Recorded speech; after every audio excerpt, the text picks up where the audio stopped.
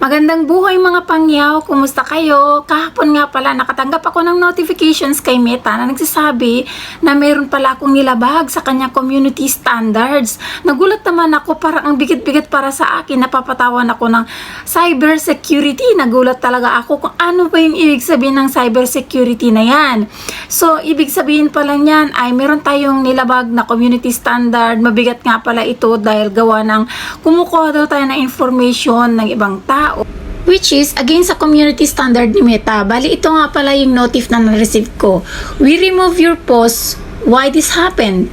Ang sabi niya dahil daw nga, nag-share nga ako ng link. Nakalagay dito, your post goes against community standard on cybersecurity. So, ito ang mabigat na parusa ni Daddy Mets. Repeatedly breaking our rules can cause more account restrictions. So, ito pala yung regarding doon sa cybersecurity. Examples of things we don't allow, ang sabi